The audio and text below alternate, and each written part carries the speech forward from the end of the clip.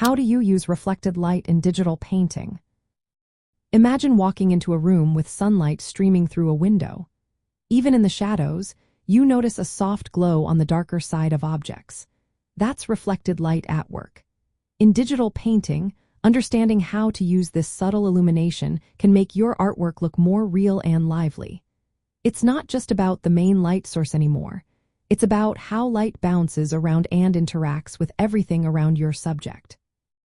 When you add reflected light, shadows become more interesting and less flat. It helps your shapes feel three-dimensional and connected to their environment. Start by spotting where your main light hits your subject and where the shadows fall. Then think about what surfaces are nearby, like the ground, walls, or other objects, that could bounce light back onto the shadowed areas. For example, if you paint a person standing on grass, the greenish hue from the grass might subtly tint the shadow side of their face or body. This shows how environment influences lighting.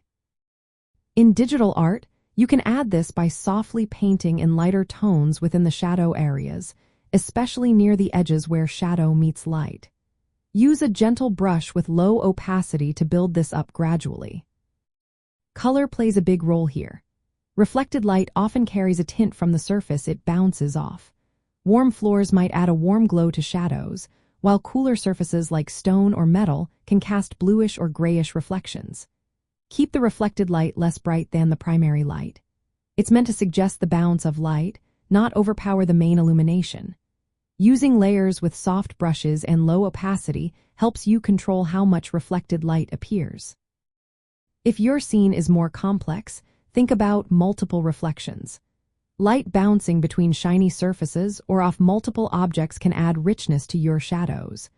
But remember, these should stay subtle. Overdoing it can make your scene look unnatural. In portraits, reflected light can brighten the shadowed side of a face, giving it more volume and preventing shadows from looking like black holes.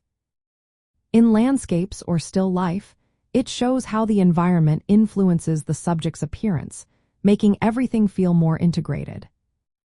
By observing real-world lighting and practicing how to add reflected light, you'll see your digital paintings become more believable. Shadows will feel softer and more natural, and your artwork will have a stronger sense of depth. It's all about paying attention to how light interacts with surfaces and translating that into your digital brushes and layers. This technique is a simple yet powerful way to bring your art to life.